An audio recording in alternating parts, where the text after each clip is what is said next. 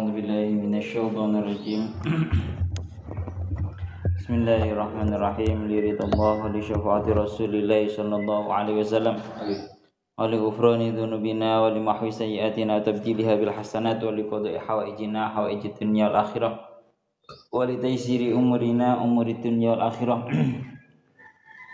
وغفر الله لنا ولهم إلى حضرة جميع الأنبياء والمرسلين عليهم الصلاة والسلام وعلى كل أصحاب كل المؤمنين خصوصا إلى حضرة النبي المصطفى محمد صلى الله عليه وسلم وإلى حضرة جميع الأنبياء والمرسلين عليهم الصلاة والسلام وعلى كل أصحاب كل المؤمنين جميع الصحابة والتابعين وتابعي التابعين وجميع العلماء والأولياء والفقهاء والمحدثين والمفسرين خصوصا إلى حضرة سيدنا الشيخ عبد القادر الجيلاني سيدنا الشيخ أحمد بن محمد الغزالي سيدنا الشيخ أبي الحسن الشاذلي وزنا حضرة الشيخ جلال الدين السيوطي الشيخ جلال الدين محمد الشيخ الصاوي الشيخ فخر الدين الرازي الشيخ متولي الشعراوي وإلى حضرة جميع مشايخنا وأساتذتنا وزن كي أحمد جزيلي بن يرديه جزيلي كي زينتين جزيلي كي نور الهدى جزيلي كي حمد جزيلي كي فاطمة أم جزيلي كي من جزيلي كي مخسرات وإلى حضرة أبي مسعود عبد الله سليمان بن فقار وأحمد حمد أبي خطيب أبي خطيب محمد بن عثمان يعقوب وإلى حضرة جميع أهل الرسمان دلم الأحياء منهم والأموات صغارهم وكبارهم خصوصا إلى حضرة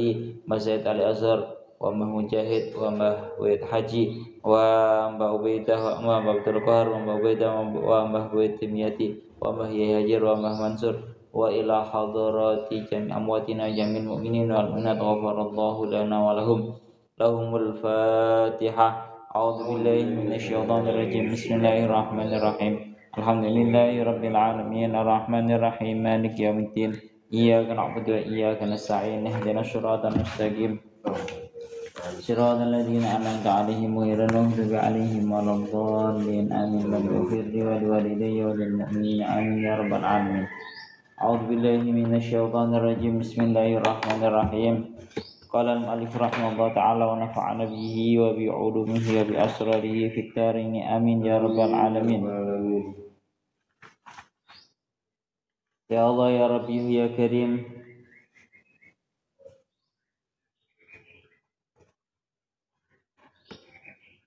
قال الله تعالى في كتابه الكريم وأصدق القائلين أعوذ بالله من الشيطان الرجيم بسم الله الرحمن الرحيم الذين كفروا وصدوا عن سبيل الله زدناهم عذابا فوق العذاب بما كانوا يفسدون.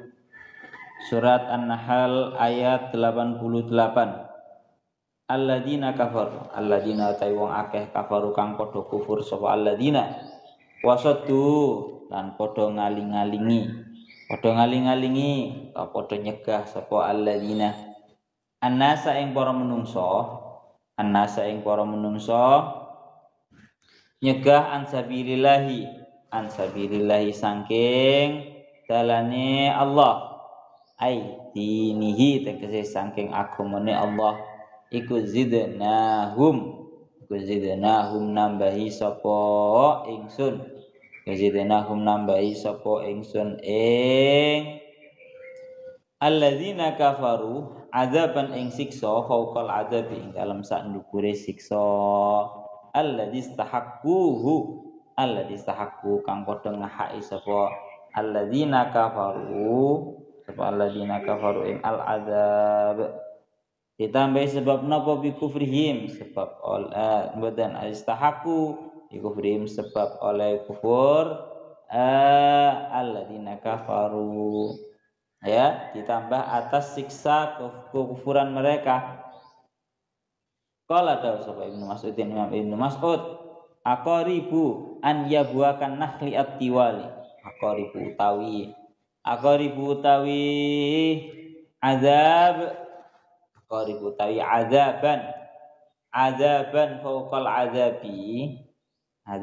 fauqal azabi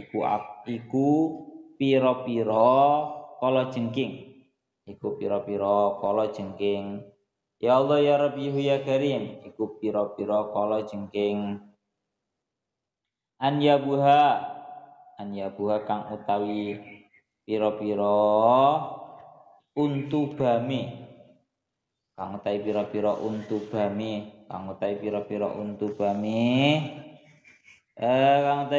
untubame aqarib iku kan nahli iku kan nakhli kaya dene wite kurma. Bukan nakhli kaya dene wite kurma. Atiwali kang dawa-dawa. Bima kanu yufsidun. Bima kanu sebab oleh ana sapa alladzina kafaru iku yufsiduna padha gawe rusak. Yufsiduna padha gawe rusak sapa alladzina kafaru. Ai bisa dihim tegese sebab oleh nyegah alladzina kafaru annasa ing para menungso anil iman saking iman. Wa yauma nab'atsu min kulli ummatin syahidan 'alaihim min anfusihim wa ji'na bika syahidan 'ala haula'i wa nazzalna 'alaikal kitaba tibyanan likulli syai'in wa hudan wa rahmatan wa busyra lil muslimin. An-Nahl ayat 89. Wa dzkur lan nutur sapa sira Muhammad sallallahu alaihi wasallam yauma nab'atsu ing dinane nangiake utawa ngutus. Yauma nab'atsu ing dinane nangiake utawa ngutus fi kulli ummatin ing dalam saben-saben umat syahidan ingkang nekseni alaihi ing atase kulli ummatin nekseni wong kang nekseni min anfusihim saking awak dhewene kulli ummatin ya Allah ya Rabbi ya Karim saking awak dhewene kulli ummatin huwa utawi syahid iku nabiyuhum nabine kulli umat. Wajina lan nekaake sapa ingsun bika kelawan sira ya Muhammad wa Kanjeng Nabi Muhammad sallallahu alaihi wasallam syahidan hale wong kang ngekseni ala haula ing atase mengkono-mengkono kaumik ai kaumika tegese ing atase kaum sira Muhammad. Wa nazzalna 'alaikal kitaba wa nazzalna lan nurunake sapa ingsun 'alaika ing atase sira alkitaba ing kitab Al-Qur'an tegese ing Al-Qur'an tujuane den nurunaken ing Al-Qur'an tibyanan niki saged dados hal saged dados maf'ul li ajli tibyanan hale utawa krana mertelake hale to krana mertelake bayanan tegese krana arep mertelake likuli syai'in maring saben-saben swiji-wiji yahtaju kang butuh ilaihi maring kulli syai' sapa annasu para menungso min amri syariati bene saking perkorone syariat wa hudan iki nggih sami pokoke 4 hal niki hudan wa rahmatan wa busyra niki bisa jadi bisa jadi hal atau bisa jadi maf'ul li ajlih wa hudan lan krana arae pituduh dadi pituduh minadh-dhalalati saking sasar wa rahmatan lan krana arae dadi rahmat wa busyra lan krana arae bebungah bil jannati kelawan swarga lil muslimina kedue para wong kang padha Islam al muwahhidina kang padha nyuwijake ing Allah sapa muslimin. Innallaha ya'muru bil adli wal ihsani wa ita'i dzil qurba wa yanha 'anil fahsya'i wal munkari wal baghi ya'idukum la'allakum tadhakkarun. An-Nahl ayat 90. Ya Allah ya Rabbi ya Karim, innallaha satanane Allah iku ya'muru perintah sapa Allah bil adli kelawan adil at-tauhid tegese nyuwijake ing Allah. At-tauhid tegese nyuwijake ing Allah awil insafi awil insafil utawa gawe adil gawe jejeg, gawe adil utawa gawe jejeg. Wal ihsani lan kelawan gawe bagus, ai adail faraidi tegese nekani ing pira-pira fardu, nekan ing pira-pira fardu. Au anta abudallaha ka'annaka tarahu, au anta abudallaha utawa yen to nyembah sapa sira Allah ing Gusti Allah, ka'annaka kaya sak tenane sira, ka'annaka kaya sak tenane sira utarahu karo ningali sapa sira ing Allah, kama kaya dene keterangan fil hadis kang tetep ing dalam hadis, kama fil hadis. Wa ita idil qurba, ya ta idil qurba lan tegese maringi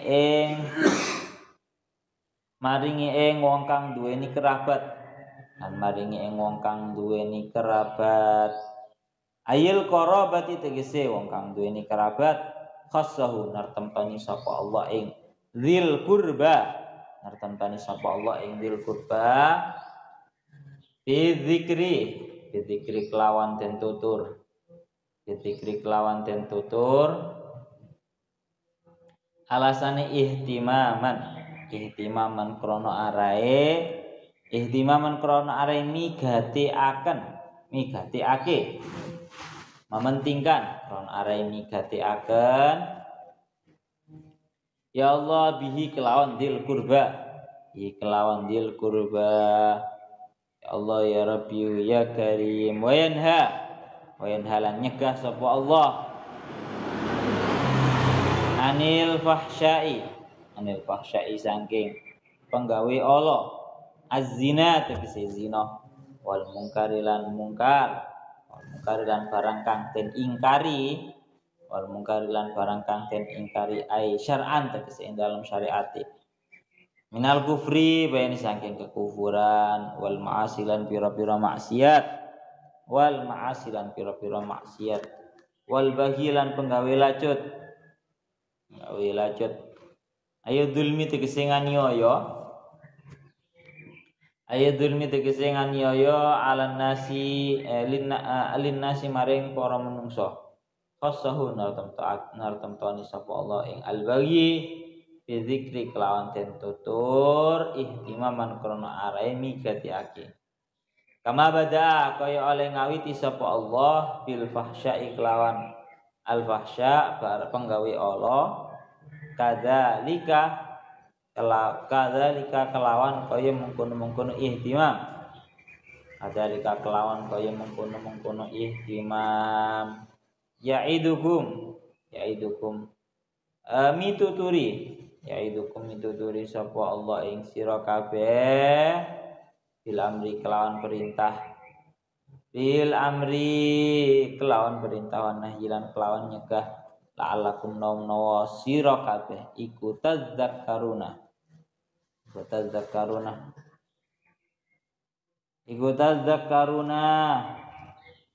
dadi eling sapa sira kabeh, ai tattaiduna tegese ngalap perkeling sapa sira kabeh.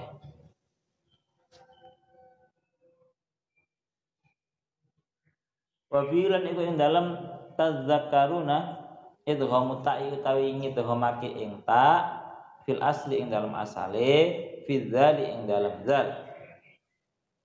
Wa fil mustadrak lan iku ing dalem kitab mustadrak an Ibnu Mas'udin saking Imam Ibnu Mas'ud, wa hadhihi ajma'u ayatin utawi dawuh wa hadhihi ajma'u ayatin, maknane wa hadhihi utawi ikilah ya Allah innallaha ya'muru bil adli wal ihsan iku ajma'u ayatin luweh ngumpulakne ayat fil Qur'an ing dalam Al-Qur'an, ngumpulake lil khairi maring kebagusan wa syarri lan keolonan. Pun samanten mawon. Pun niki samangke bahas alladzina kafaru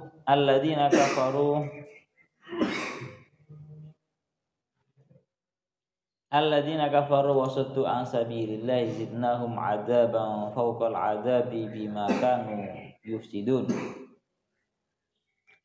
Kita tafsiri secara garis globalnya dulu seperti yang ada dalam kitab tafsir Jalalainnya.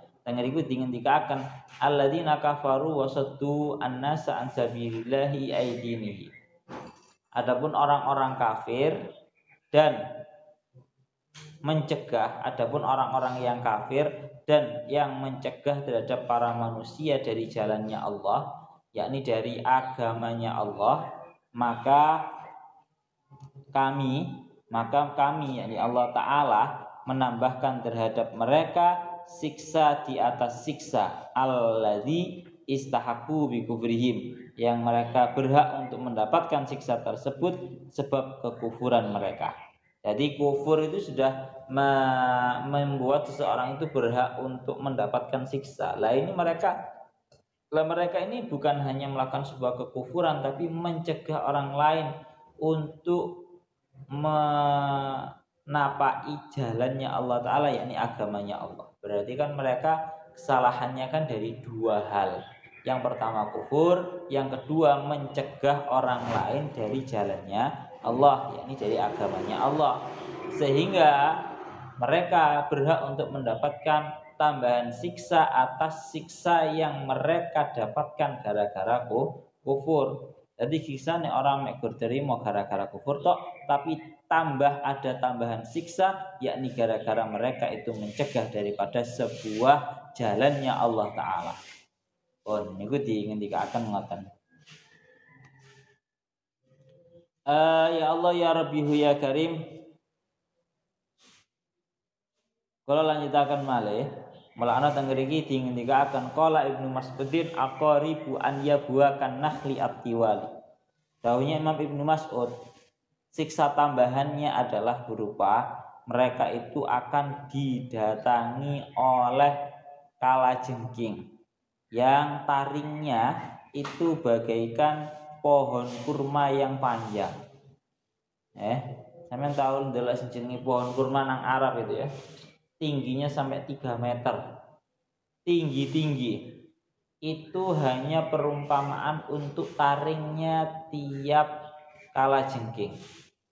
Lah nek taringe tok sakmono, tegese apa? Untune iki sakmono. Ya. 3 meter daniya bentuk badannya. Niscaya itu lebih besar.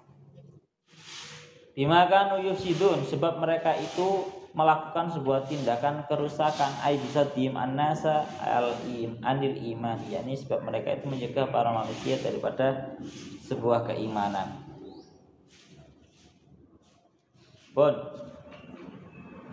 Lah teng mriki dingendikaken korelasinya ayat ini dengan ayat yang kemarin, seperti yang didhawuhkan oleh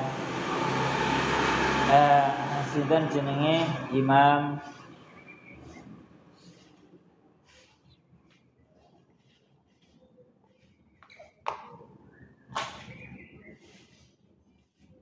seperti yang kang didhawakan kalian Imam ya Allah dalam kitab Nadmud Duror fi tanasubil ayyi wassuwar, Al Imam Al Biqai beliau dawuh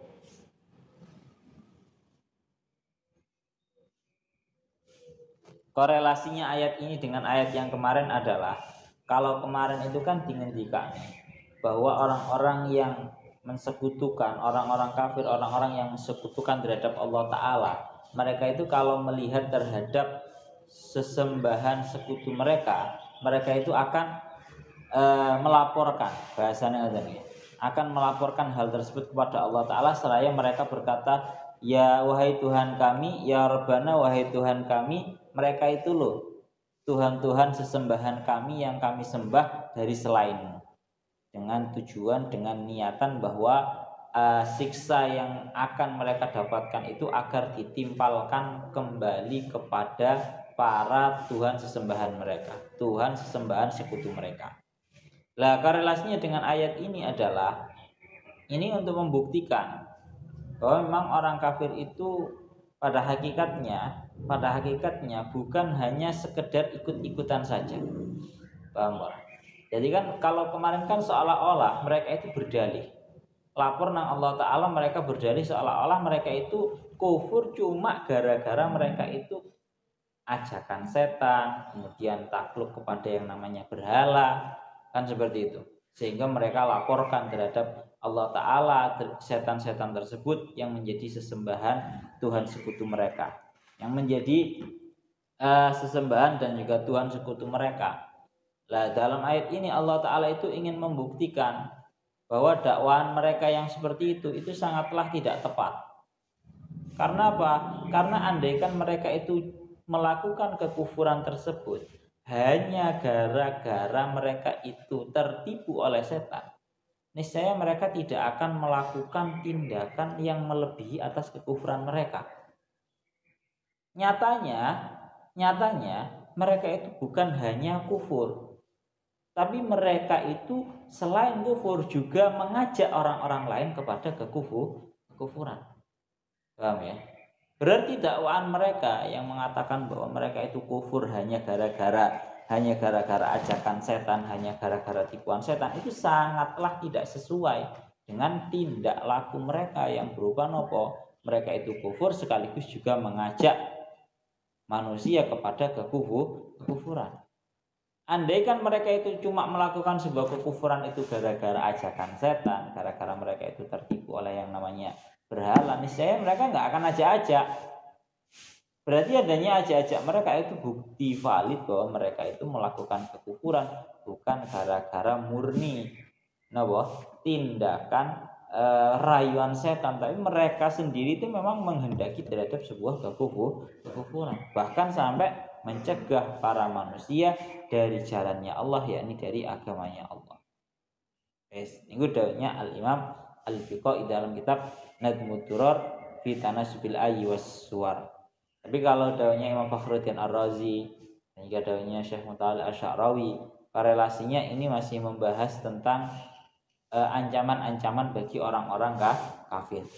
Jadi kalau kemarin orang kafir itu diancam, sesuk kowe iki nang akhirat umpama bahasane ngoten iki. Umpama kon niku nglaporno Tuhan sekutu kalian, niscaya Tuhan sekutu kalian bukan kok menolong, tapi justru akan menganggap bohong terhadap tindakan kalian itu. Itu ancaman yang pertama. Ancaman yang kedua ya ini, orang-orang yang kufur sekaligus juga mencegah terhadap para manusia dari jalannya Allah, dari agamanya Allah. Kalian semua akan didouble atau bahasanya didua kali lipatkan siksanya atas siksa kufur. Itu korelasi ayat ini dengan ayat yang sebelumnya. Sekarang kita membahas ke tafsir secara perincinya. Tangriki dikatakan alladzina kafaru wa saddu an-nasa an sabilillahi ay antini. Dinang kene iku ada dua. Silahnya mausulnya itu ada dua. Yang pertama alladzina kafaru. Sila pertama itu kafaru. Orang-orang banyak kafaru yang sama kufur. Itu satu. Yang nomor dua, wasaddu an-nas an sabilillahi ay dinihi, dan mencegah para manusia dari jalannya Allah. Itulah ada dua. Pertama, mereka sendiri kufur. Yang nomor dua, mencegah para manusia daripada jalannya Allah. Berarti kan tindakan mereka itu bukan hanya atas sebuah kekufuran saja, akan tetapi ada sebuah tindakan di atas kekufuran, yakni mereka itu mencegah orang-orang lain untuk beriman. Dengan tanda kutip, mereka mengajak kepada sebuah kekufuran. Dawuhnya Syekh Mutawalli Asy-Sya'rawi, nah ini dua hal yang berbeda. Antaranya cuma kufur tok sama mengajak orang lain kepada kekufuran dan mencegah orang lain dari sebuah keimanan, itu adalah dua hal yang berbeda. Bedanya adalah kalau orang kufur itu namanya melakukan sebuah tindakan dosa yang hanya ada pada diri seseorang itu sendiri. Tapi kalau sudah sifatnya itu mengajak orang lain kepada kekufuran, ini dosa yang nomor dua. Mencegah orang lain daripada sebuah keimanan itu merupakan sebuah tindakan dosa yang nomor dua. Mulana yang lagi tinggi akan mengatakan, lek dawuh Imam dawuh Syekh As-Sawi, beliau itu dawuh qauluhu wasaddu an sabilillah ay mana'u an-nas an dukhuli fil iman. Ya wadil ayah ta'muman yahmilu an-nas 'alal kufri walau kana yaqulu la ilaha illallah. Iki sing luwih ngeri dawuhnya Syekh As-Sawi. Dawuhnya Syekh As-Sawi, ayat ini sangat umum. Bahkan ayat ini juga mencakup terhadap orang-orang yang mengajak kepada kekufuran sekalipun dia itu sekalipun dia itu merupakan orang yang mengucapkan la ilaha illallah Muhammadur Rasulullah. Gampangan ngomong, ini bukan hanya tertentu kepada orang kafir. Umpama ana wong Islam tapi senengane ajak-ajak nang kekufuran, itu termasuk daripada di dalam ayat ini. Banyak orang-orang yang mengajak kepada kekufuran dengan model-modelnya kekufuran, itu bisa masuk kepada kategori ayat ini. Pun lanjutaken malih. Zidnahum adzabun fawqal adzabi. Kami menambahkan kepada mereka siksa di atas siksa yang mereka dapatkan atas dasar sebuah kekufuran. Disiksa pertama, siksa yang mereka dapatkan, yang mereka berhak untuk mendapatkan siksa tersebut gara-gara kufur, berarti itu balasannya daripada alladzina kafaru. Kemudian ada tambahan siksa lainnya itu gara-gara saddihim an sabilillah. Mereka itu mencegah daripada jalannya Allah, daripada agamanya Allah. Mereka mengajak kepada sebuah kekufuran.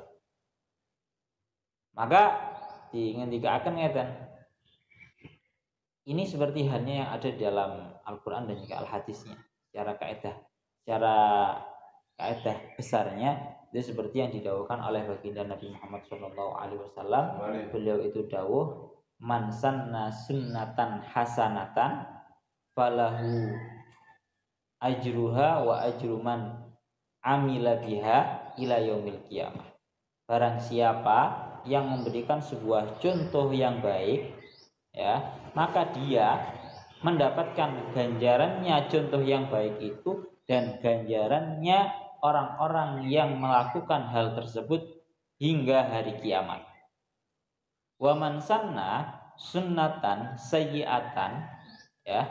Wa man sanna sunnatan sayyi'atan falahu wizruha wa wizru man amila biha ila yaumil qiyamah. Barang siapa yang melakukan dan membuat contoh yang buruk, niscaya dia mendapatkan dosanya dan mendapatkan dosanya orang-orang yang melakukannya hingga hari kiamat. Yes. Ini kaidah besarnya. Jadi secara kaidah besarnya ini ngeten, yang namanya pahala dan juga dosanya seorang manusia itu hanya dibatasi atas tindakannya dia sendiri. Seseorang tidak akan mendapatkan dosa dari orang lain, juga tidak akan mendapatkan pahala dari orang lain.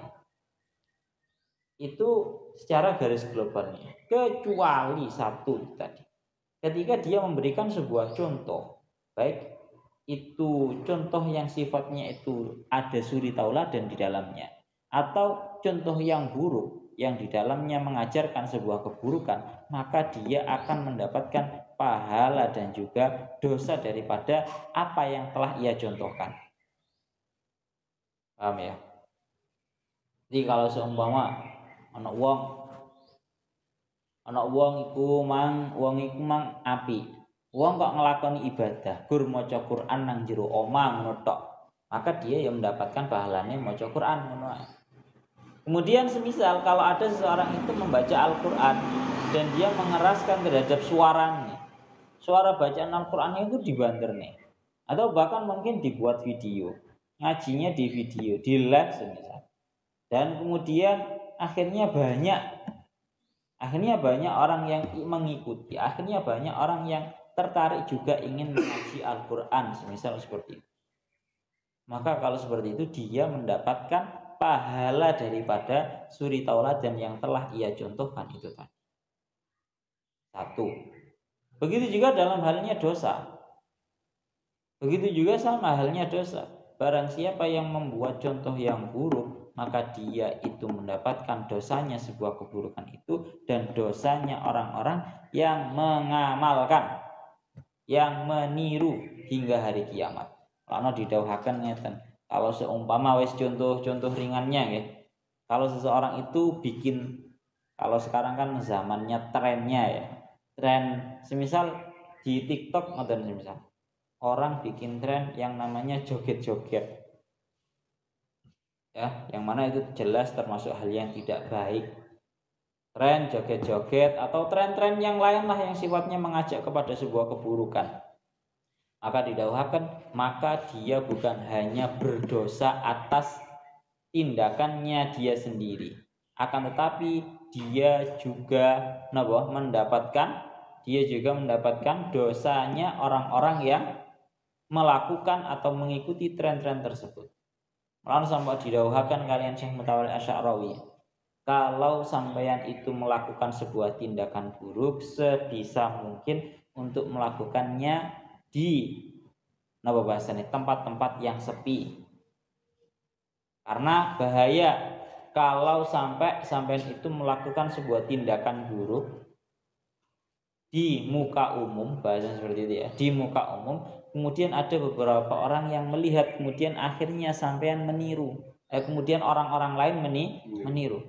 Maka orang-orang lain yang meniru itu tadi akan bahasan yang ada nih, ia akan melemparkan orang-orang yang meniru tindakan buruk ini akan menjadi tabungan dosa bagi orang yang membuat tren-tren buruk itu.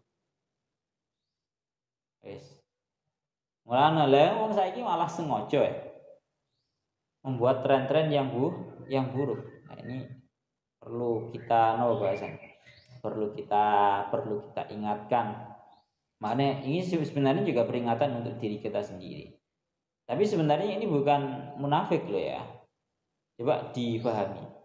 Kalau yang namanya munafik itu memang sengaja menunjukkan sebuah kebaikan yang dia miliki dan menyembunyikan sebuah keburukannya agar dikira baik. Itu namanya munafik. Tapi yang sedang kita bahas ini bukan seperti itu. Menampakkan sebuah kebaikan biar dengan tujuan agar orang-orang itu sama-sama melakukan sebuah kebaikan dan menyembunyikan sebuah keburukan itu bukan kok gara-gara ingin menyembunyikan keburukan kita agar kita itu selalu disangka baik, agar tidak ditiru.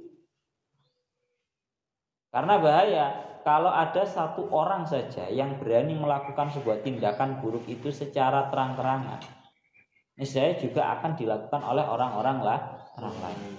Kalau sudah banyak orang-orang lain juga yang melakukan, maka akan muncul yang namanya sebuah normalisasi terhadap sebuah keburukan. Jadi tolong dibedakan. Kita menampakkan amal baik itu tujuannya bukan agar kita disangka baik, agar banyak orang yang nanti mengikuti hal kebaikan itu tadi, satu. Yang nomor dua, kita menyembunyikan keburukan-keburukan kita itu bukan kok dengan tujuan agar kita itu selalu disangka baik, tapi agar tidak ditiru oleh orang-orang yang nanti agar tidak lebih menyerambah, bahasa seperti itu, keburukan tersebut. Lah makanya nang kene didhawuhaken, dan ini sama sekali tidak bertentangan dawuhnya Syekh Mutawalli Asy'arawi, dan ini sama sekali tidak bertentangan dengan dawuhnya dengan yang ada pada ayat lain yang berupa wala taziru waziratu wizra ukhra. Seseorang itu tidak akan pernah mendapatkan dosa dari dosanya orang lain. Secara kaidah besarnya memang benar seperti itu. Wong liya yang melakukan dosa, kita tidak akan mendapatkan dosanya. Nah, karena apa? Karena dalam hal ini orang-orang yang memberikan contoh-contoh yang buruk itu juga mendapatkan dosa. Terus kemudian orang yang melakukan sebuah keburukan gara-gara meniru orang yang pertama ini, mereka juga mendapatkan dosa. Hanya saja ini orang yang memberikan contoh ini, dia menjadi dia itu merupakan sebuah public figure, sehingga dia mendapatkan, cara bahasanya, dia itu menjadi kantong dosa. Menjadi kantong dosa, dia mendapatkan tabungan dosa dari setiap orang yang mencontohnya. Jadi sampai Pak awak dhewe iki gawe tren-tren sing elek ngono kuwi aja sampai. Iki bahaya. Dosane terus mengalir. Nggih. Bahaya itu nanti. Pun kita lanjutkan lagi. Niku secara garis globalnya ngoten. Zidnahum adzabun fawqal adzab, makna teng mriki tinggal-tinggal. Teng mriki dilanjutaken qala Ibnu Mas'udin aqaribu an yabuakan nakhli at-tiwali. Tambahan siksanya adalah mereka, ini seperti yang didawuhkan oleh ya Allah ya Rabbi ya Karim Syekh Asawi, ay wa jismuha bin nisbah li an yabiya ka jismi ahadina bin nisbah ila nabihi fatakunu adimatal jussah jiddan ajaranallahu wal muslimina minha. Dawuhnya Imam Ibnu Mas'ud, tambahan siksanya adalah orang-orang tersebut selain masuk neraka, mereka akan disengat oleh kalajengking yang taringnya itu panjangnya bagaikan pohon-pohon kurma yang tinggi-tinggi. Awak dhewe pernah lah ya melihat pohon-pohon kurma, baik itu cuma secara lewat di sosial media saja. Pohon kurma yang pelepahnya itu sudah sama-sama dipotong itu. Ngeriku akan itu merupakan perumpamaan daripada taringnya kalajengking yang ada di neraka. Taring itu katakan kita sebutlah semisal tingginya biasanya normalnya itu 2 meter setengah atau bahkan sampai 3 meter. Taring itu gedene sak munut 3 meter. Dan iyo gedene bentuk tubuhnya. Hanya dengar itu tinggal maka bentuk tubuhnya itu diumpamakan bentuknya besarnya manusia dinisbatkan terhadap giginya. Bayangkanlah kalau giginya manusia itu yang mek sak menit tok itu diumpamakan itu 3 meter. Maka berarti tubuhnya berapa kali lipat ya? Berapa kali lipat itu tentu sangat lebih besar. Intinya awak dhewe kan nek berpirang senti to iki, Pak. Intinya awak dhewe kira-kira ya 2-3 sentian. Dinisbatkan terhadap katakan tingginya seseorang itu sampai 160, 150. Itu berarti sudah berapa kali? 50 kali lipat. Ya, 50 kali lipat ya. 50 kali lipat. 3 meter dinisbatno 50 kali lipat. Ya, bahkan sampai ratusan kilometer, 150 kilometer, 150 meteran dukure atau besarnya kalajengking itu tadi.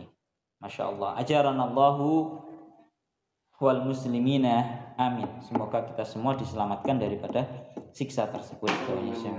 Dawuhnya Syekh Asawi. Terus kemudian dengan iki bimaka yusidun ay bisaddihim annasa anil iman.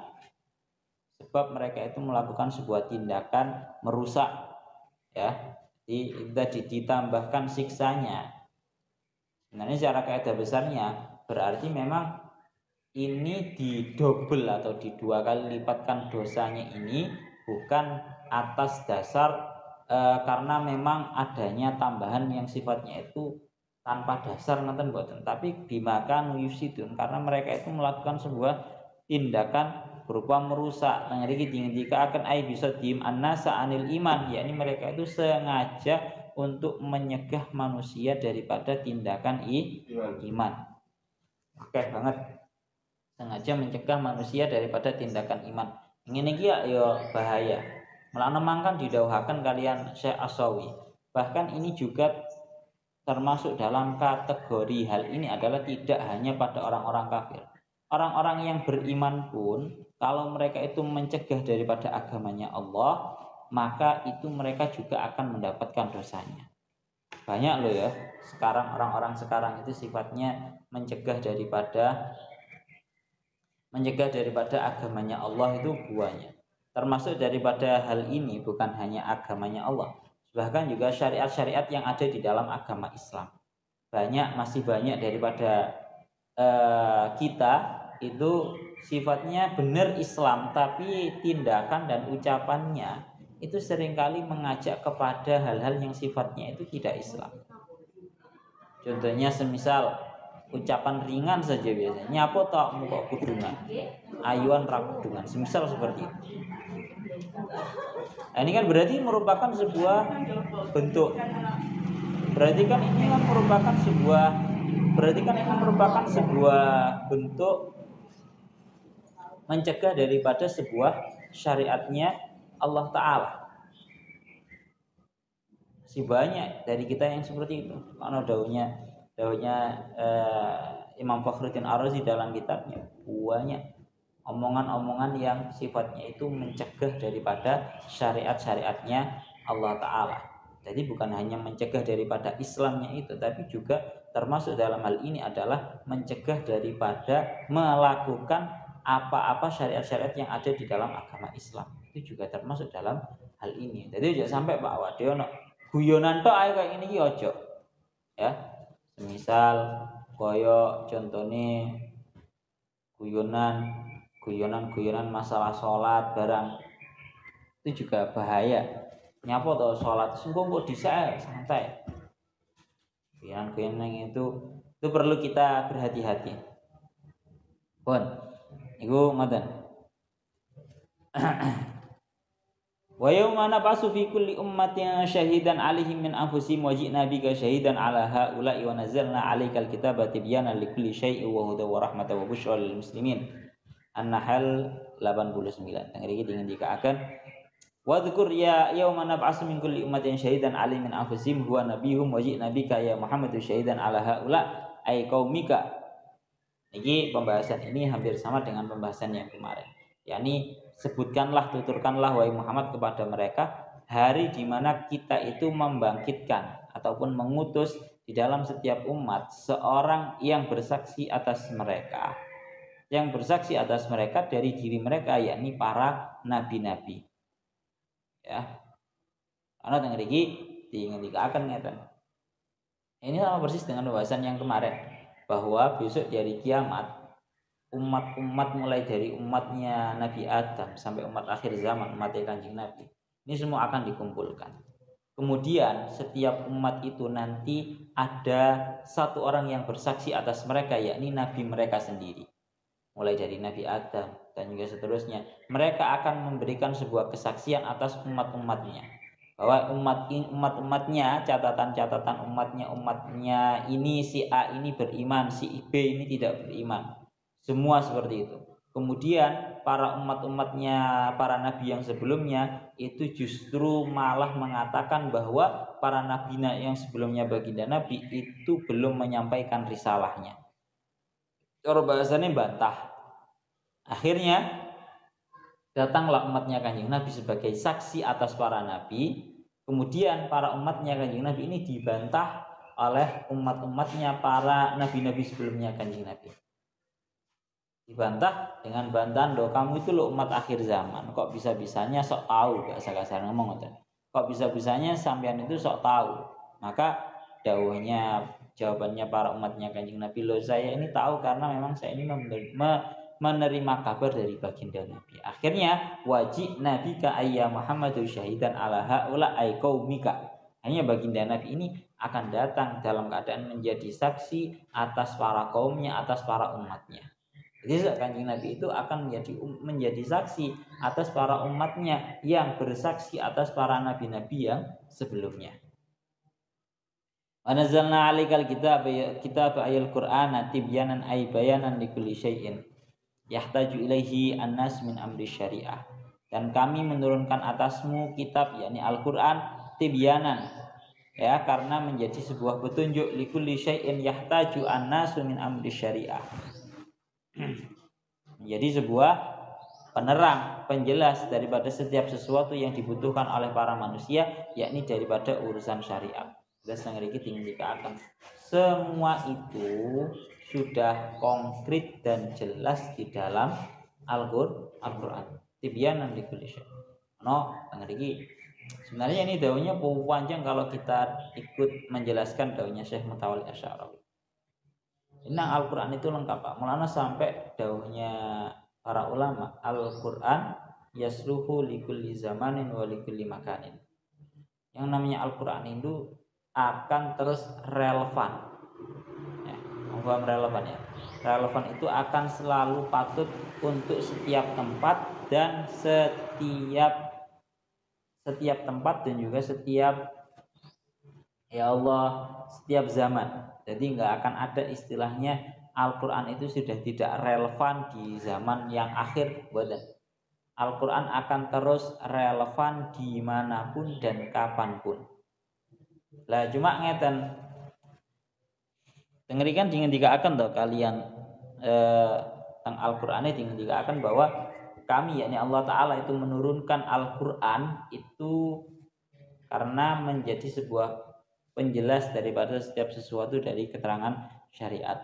Dadawnya Syekh Asawi tengeriki ingin dikatakan ya memang benar semuanya itu telah dijelaskan oleh Al-Quran. Hanya saja seperti ini. Kalau ada orang yang berkata bahwa masa sih Al-Quran itu menjadi sebuah penjelas bagi semua urusan-urusan syariat, tapi kan nyatanya di dalam Al-Quran ini gak ada kejelasan mengenai bilangan rakaatnya sholat, kemudian nisabnya zakat dan juga yang lain. Terus bagaimana Allah Ta'ala itu kok bisa dawuh tibyanan likulli syai'? Gampangane ngomong ini deh.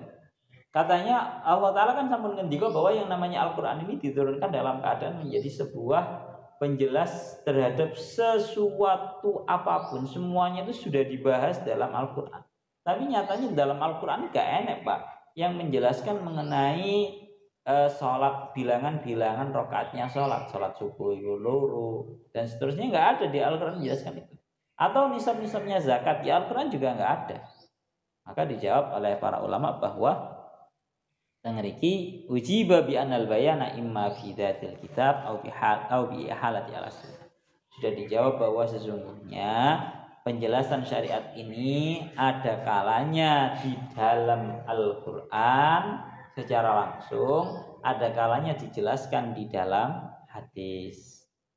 Ada kalanya dijelaskan dalam hadis.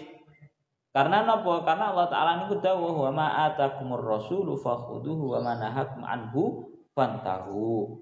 Apapun yang telah dijelaskan oleh baginda Nabi, maka ambillah, dan apapun yang telah dilarang oleh baginda Nabi itu hendaknya kalian semua berhenti dari hal tersebut. Ini artinya berarti Allah Ta'ala seperti yang dikatakan oleh Syekh Mutawalli Asy'arawi, Al-Quran memang sudah menjadi sebuah sumber daripada penjelasan syariat. Akan tetapi dalam Al-Quran juga sudah dijelaskan bahwa sumbernya itu bukan hanya dari Al-Quran, tapi sumbernya itu juga berawal daripada hadis-hadisnya Kanjeng Nabi. Hadisnya Kanjeng Nabi rupanya nopo, artinya kalau ini dawuhnya Syekh Mutawalli Asy'arawi, Allah Ta'ala itu memberikan hakut tasyri'. Allah Ta'ala itu memberikan hak untuk baginda Nabi untuk membuat bazan, untuk membuat syariat. Ini khusus dalam halal yang sifatnya syariat loh ya.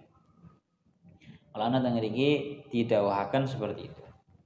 Berarti onone kejelasan bilangan rakaat dan juga nisab-nisabnya zakat yang ini ada keterangannya dalam hadis, itu juga berarti sudah masuk di dalam Al-Quran. Karena Al-Quran juga mengatakan bahwa kita harus mengikuti terhadap perintahnya Kanjeng Nabi dan menjauhi terhadap larangannya Kanjeng Nabi. Ini kan berarti legalitas dari Al-Quran, dari Allah Ta'ala di dalam Al-Quran langsung hakut tasyri'nya juga diberikan kepada baginda Nabi. Au bi halati alal ijma' juga menjelaskan, ini dijelaskan Al-Quran itu juga mengatakan bahwa sumbernya kita menggali sebuah hukum syariat itu salah satunya adalah ijma'nya para ulama. Karena buat di dalam Al-Quran dikatakan fa'tabiru ya ulil absar, hendaknya kalian semua itu berangan-angan wahai orang-orang yang memiliki sebuah pandangan. Nah, pandangan itu tujuannya agar berangan-angan itu agar bisa mencetuskan sebuah hukum, dawuhnya para ulama seperti itu. Atau bahkan juga tendensi seseorang itu, tendensi menggali hukum syariat kita itu juga daripada kias bersama. Kalau dari ijma' itu dalilnya wa may yushakkikir rasula min ba'di ma tabayyana lahu huda wa yattabi' ghayra sabilil mu'minin al-ayah. Kalau kias fa'tabiru ya ulil absar tadi seperti yang kita sepakati bahwa Seperti yang kita sepakati bahwa sumber penggalian hukum dalam syariat Islam kita itu ada yang pertama Al-Quran, yang kedua hadis, yang ketiga ijma', yang keempat itu qiyas. Dan 4 hal ini merupakan sebuah perintahnya Al-Quran. Jadi jangan sampai ada ucapan, oh ijma itu kesepakatannya para ulama, berarti bukan Al-Quran, berarti bukan hadis, itu nggak usah diikuti. Oh qiyas itu merupakan sebuah cabang daripada qiyas itu kan omongannya para ulama, bukan Al-Quran, bukan hadis, berarti nggak bisa diikuti. Jangan sampai seperti itu. Keranten ini semua merupakan nas daripada Al-Quran. Memang Al-Quran tidak menjelaskan semuanya, akan tetapi Al-Quran itu sudah mengatakan tibyanan likulli syai', menjelaskan terhadap segala sesuatu urusan syariat. Dan itu dalam Al-Quran itu sudah memberikan legalitas. Keterangannya itu juga diterangkan dalam Al-Quran, juga diterangkan dalam ijma', juga diterangkan dalam qiyas. Bahkan ini secara langsung didawahkan kalian baginda Nabi. Diceritakan dulu ada sahabat yang namanya Mu'ad bin Jabal. Mu'ad bin Jabal itu suatu ketika diutus kalian Kanjeng Nabi untuk menjadi apa ya cara bahasanya, bupati atau wali kota Yaman, presidennya negara ya Yaman. Iling-ilingan, ono sahabat jenenge Mu'ad bin Jabal. Mu'ad bin Jabal ini diutus kalian Kanjeng Nabi. Mu'ad bin Jabal, awakmu tak tugasno dadi presiden nang negara Yaman. Lah tentunya secara umumnya Kanjeng Nabi itu sakderenge ngutus berangkat nang sing jenenge sapa Mu'ad bin Jabal, itu ditanyai dulu. Kanjeng Nabi pengen mengokohkan terhadap sahabat Mu'ad bin Jabal. Sik cara bahasa kasarane ngomong. Sik Mu'ad bin Jabal, umpama cara bahasane ngomong. Kamu kan mau jadi presiden di negara Yaman atas utusanku. Kira-kira sing bakalan kamu jadikan sebagai dasar ketika kamu menjadi presiden besok di negara Yaman, itu dasarmu apa? Secara tegas Mu'ad bin Jabal menjawab, saya akan membuat hukum dengan menggunakan landasan Al-Quran. Le awakmu tidak menemukan hukum itu di Al-Quran, ya maka dijawab sama Mu'ad bin Jabal, saya akan membuat hukum berlandaskan Al-Quran, berlandaskan hadis. Masih ditanyai lagi sama baginda Nabi, kalau kamu juga tidak menemukan di dalam hadis bagaimana? Jawabnya Mu'ad bin Jabal, maka saya akan berangan-angan. Nah, saya akan berangan-angan. Bahasanya ijtihad. Saya akan berijtihad menggali hukum daripada Al-Quran dan juga hadis. Ya. Dan akhirnya Kanjeng Nabi pun mengikrarkan, mengakui terhadap sahabat Mu'ad bin Jabal, di mana ketika ditanyai bahwa Mu'ad bin Jabal itu enggak menemukan, kalau tidak menemukan dalam Al-Quran juga tidak menemukan dalam hadis, itu nanti sumbernya adalah ijtihad atau berangan-angan. Kanjeng Nabi mengiyakan. Itu juga termasuk daripada sumbernya syariat Islam. Nah, mulane aja sampai awak dhewe iku melok-melok katut-katut nang wong sing ngomong, wah, buat apa kamu ikut Imam Syafi'i? Buat apa kamu ikut Imam Maliki? Buat apa kamu ikut Imam Hanafi? Buat apa kamu ikut Imam Hambali? Mereka itu kan manusia. Kalau manusia kan berarti mungkin salah. Akeh wong saiki. Enggak perlu kita itu ikut ulama, kita itu langsung ikut sapa jenenge Al-Qur'an sama hadisnya. Jawabannya pakai hadis ini. Dulu sahabat Mu'ad bin Jabal saja ketika tidak menemukan sebuah permasalahan, ditanya sama Kanjeng Nabi, maka sahabat Mu'adz bin Jabal menjawabnya, saya akan menghukumi atas dasar ijtihad saya menggali hukum daripada Al-Quran dan juga hadis. Wong Wahabi kan gayanya kan kayak ngono kuwi. Gayanya langsung saja kita mencari sumbernya dari Al-Quran dan juga hadis langsung. Wah, ya dah. Si akeh sing wong model kayak ngono kuwi. Jawabannya gampang. Lalu apa? Ijtihad itu termasuk daripada salah satu sumbernya. Itu kalau kita pakai dalil Al-Quran dan juga hadisnya seperti itu ya. Iling-ilingan hadisnya Mu'adz bin Jabal. Kalau kita pakai logika seperti ini, mudahnya seperti ini logika. Kalau ada orang Wahabi bilang seperti itu, tinggal kita itu membalikkan fakta.